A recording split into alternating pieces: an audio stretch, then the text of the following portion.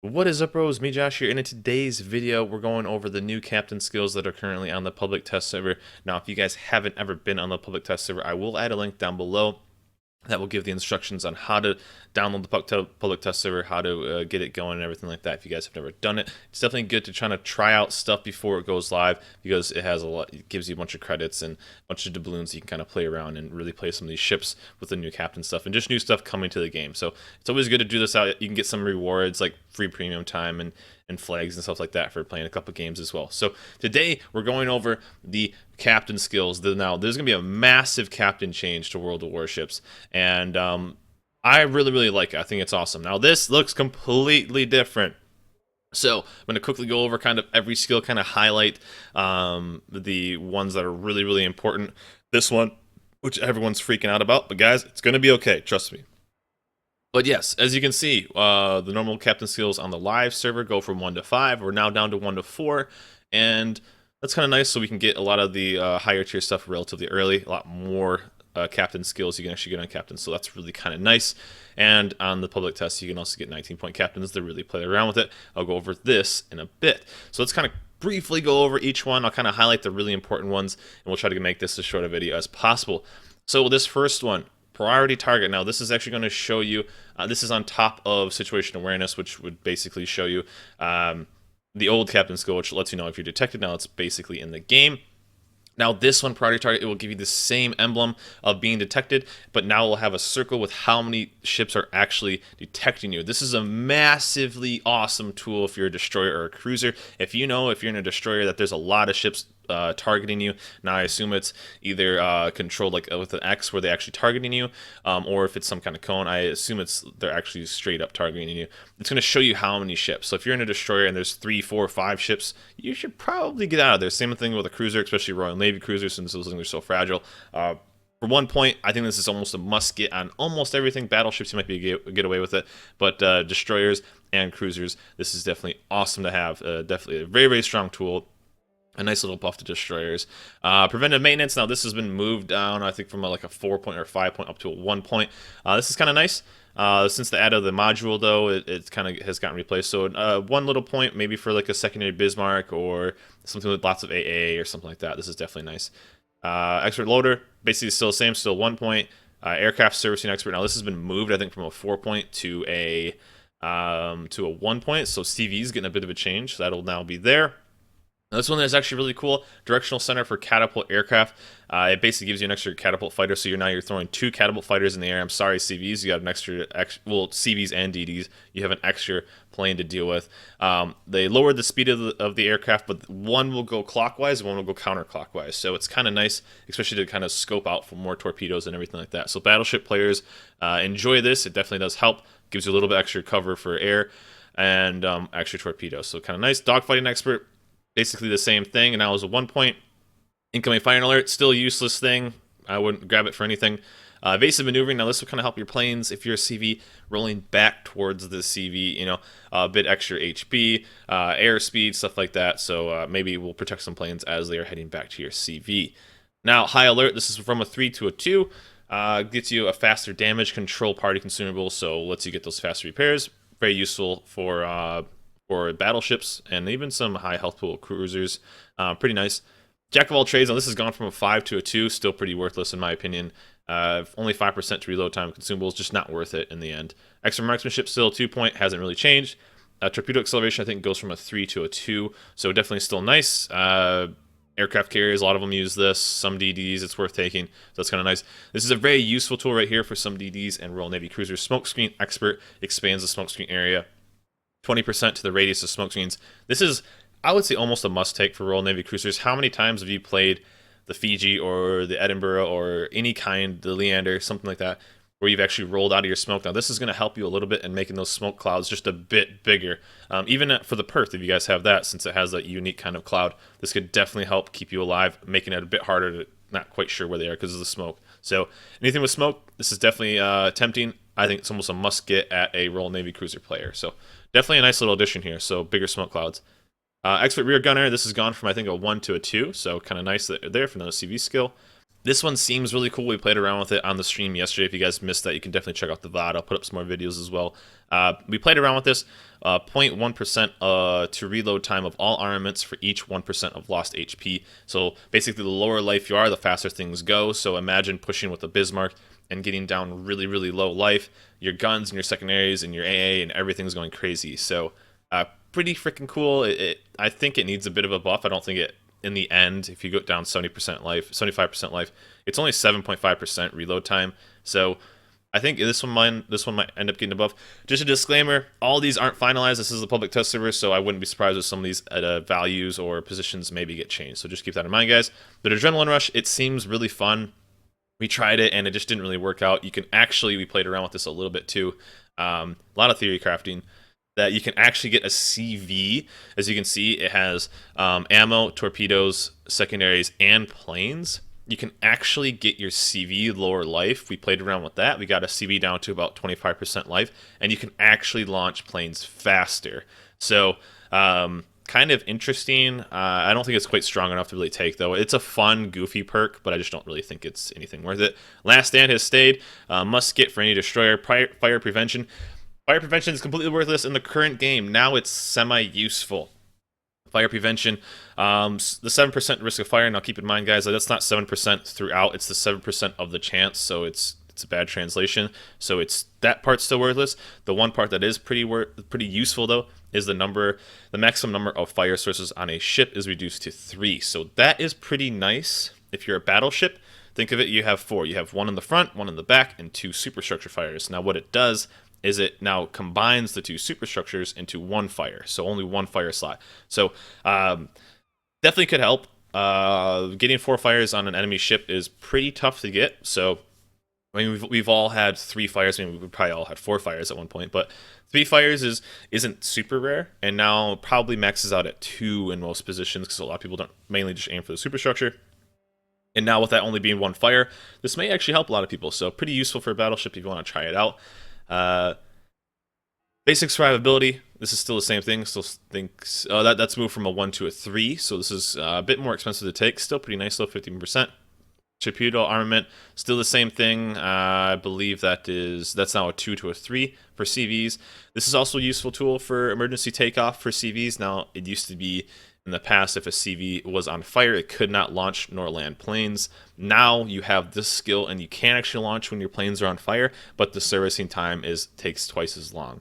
So 100% to servicing time when the carrier is on fire. So could be nice if you're maybe getting chased down by a destroyer or something like that and you're perma on fire and you need to kill that destroyer. Certain situations, I don't know if it's quite worth 3 points, but it's good to kind of have the ace in your sleeve if you really want to run it. BFT, this has gone from a 1 point to a 3 point. It's still the same thing, minus 10% to reload, but one thing it did add is 20% to average damage per second for AA defense. This is pretty nuts. We ran the Minotaur with a BFT and AFT, and I didn't even run manual AA, but the damage per second is just insane out of this ship. So pretty cool. Kind of do some tricky math though, getting with captain skills, because now it is 3 points, and it's still very, very tempting for any destroyers as well to get that faster firing. But at 3 points, it's still really, really good. Superintendent still at 3, so definitely still worth grabbing. One of the major things that were changed were Demo Expert, dropped from 3% to 2%. But if you can see, it's to main battery shells and secondary shells or bombs. So we played around with it with like a secondary build. Because now it helps with secondary skills like a Bismarck, 2% more fire to a Bismarck. I still think you take this for the majority of ships that you use Demo Expert, Russian cruisers, Japanese cruisers, anything like that. It's now just 2%, which kind of sucks instead of the 3, but it's still good. I still think it's worth taking. Vigilance, still the same thing at 3 points. Manual fire control is down from 5 points to 4 points, so definitely nice if you want to go for a secondary build. Survivability expert, this has changed from a 4 point, it's still a 4 point, so that's still there. This is one that has been added to the game, inertia fuse for HE shells. So what this does is it takes your AP or HE shells and gives them more penetration value and lowers the fire chance by 6%. So we tried this on a few ships. We tried it on the Zao, which the Zao, I was getting some pretty big salvos. It's 8-9k salvos on certain situations, and that's pretty crazy. But I think what you ended up doing is you lost 6% fire. So I just think how fires work in the current game, I don't know if it's quite worth losing that fire damage. There are definitely some times where I was firing with the Zao and getting decent amount of hits and still not getting fires. We tried it with the Montana, and I was trying to get citadels with the Montana, throwing full salvos at Des Moines, sailing broadside. And there was one time where if I was shooting AP, it would have been a dead Des Moines, 100 to 0, 100%. And I ended up shooting the HE, and I think I hit him for like 3k and 2 fires, which he repaired right away. So this is a skill I can see them actually changing some values, maybe lower the fire chance on this. I just don't see it's really worth taking. There's a couple DDs that maybe like the Akazuki or something like that could work out with this, the fast firing Japanese DD. But the majority of ships, I just don't think it's worth it, especially at 4 points. It seems cool, it seems interesting, but I just don't think it's worth it. Air Supremacy, this has gone from a 5 to a 4, so you're going to be seeing a lot more CVs with extra planes. Good and bad, I guess, but that's cool at 4 points. Advanced Firing Training, still 4. Still think this is an amazing skill to take on a lot of stuff. Really, really good skill. Manual Fire Control, still the same thing. Concealment Expert, I skipped over that on purpose because that's when I'm going to leave it. Concealment Expert now is a 4 point instead of 5 point. This is amazing for a lot of people. You're going to be seeing a lot stealthier ships. A lot more captains because now you can get Concealment Expert at 10 points instead of 15. So that's really, really cool. Definitely going to help a lot of the destroyers and mid-tiers, especially German destroyers, which are struggling right now. So anything that's stealthier is definitely a plus in my opinion. So should bring games a little bit closer together since things can get closer to each other. So that is kind of nice, and things won't be as spread out. So now the creme de la creme, the fire starter, the burn the witch at the stake, this thing, radio positioning finding. Now, this is the skill that has the forums blowing up, has Reddit blowing up, has everybody blowing up. This is the Radar Volume 2. This is the end of Destroyers as we know it. But I promise you guys it's going to be okay. Radio positioning finding shows the direction of the nearest enemy ship. The enemy player will be alerted that a bearing has taken on their ship. The skill will not work if a player is playing with an aircraft carrier. So, now what does this mean? You're basically going to get a direction of where the nearest ship is. It's not going to be a direct point. It's going to be a general area. There's going to be a 15 degree indication of where the nearest ship is going to be. Most likely a destroyer, but this is going to kind of help you out, maybe try to find where that guy is, keep an idea of where that is, and it's going to be out there throughout the entire game. So you're always going to know where the nearest ship is. And also, if you are playing against it, you're going to get alerted by a small indication that you are the ship that's spotted. So if you're a destroyer, you will get an alert almost immediately if you start games. You'll get an alert that says, hey, you are being tracked by this, so you are the nearest ship to the enemy. Now, everyone's saying that this is going to end destroyers as we know it. I don't think so. I played a lot on the test server, and as a destroyer, you're most likely going to be the one that's right there. People are saying it's going to be the end of stealth torpedoing DDs. I don't really think so. We played a lot of the German DDs, which you can play as stealth torpedoing DDs, and we still did fine, although it is the public test server. So, the player base isn't the best skill when you play that, but really, it's a very useful tool. There are situations that this is going to be This is going to be pretty strong and competitive. Anything competitive, ranked, it's going to be a very useful tool. If you're running with division mates, you can definitely use this. But I think it's a very situational tool, and that means that if enemy DDs are going to be really low, or enemy DDs are dead, then it's not really going to be super useful. There are certain builds that this could definitely be used in, like if you want to be kind of a gunboat DD, kind of chasing people down. That is an option that this could be strong. As a battleship, you could kind of track down and keep your bow in towards a destroyer. But still, I think that people are worrying about this a little too much. I wasn't really affected by it that much when I was playing against it, and really, it's a tool that I don't think everybody's going to take. I think there's a lot of stuff in a lot of other situations that people are going to have to give up Concealment Expert or give up AFT or something else, and I just don't think it's worth it in a lot of situations. It's going to be kind of like playing against Radar, where it's going to be difficult at first, but then once you kind of figure it out, you're going to be able to play around it. If you're a DD, expect this to be kind of focused on you a little bit, especially early game, and then late game if you are one of the last players detected, or you are going against a DD and you are running this, you're going to have a general idea and it's going to be strong in that situation. But at that point, you're going to kind of know where that DD is anyway. If you're paying attention to the minimap, if you have the default last spotted position on, that is going to definitely help you out with that. I think it's making it a little easier for people who don't have the best map awareness, which is good and bad. But it's not going to be the end of the game, guys. Trust me.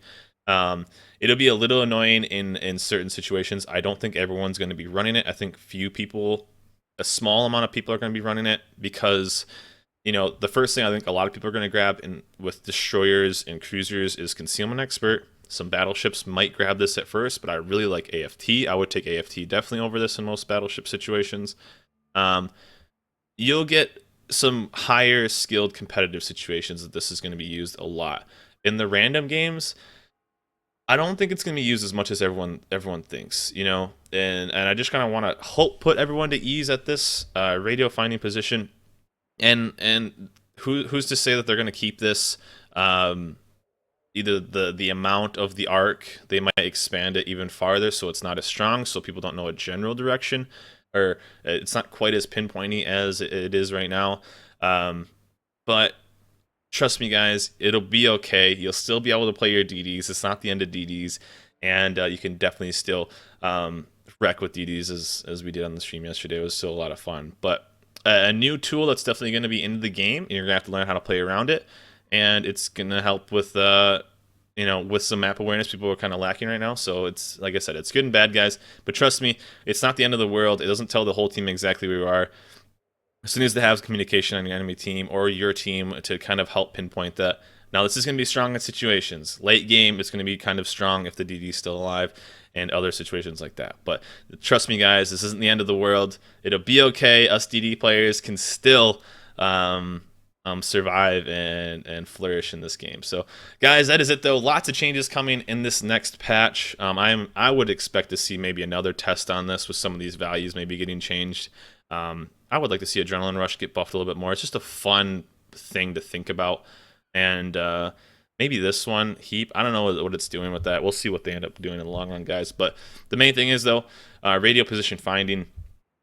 It'll be okay, guys. Trust me. I believe in you guys. You guys are all good enough. We can play around it. It's all right.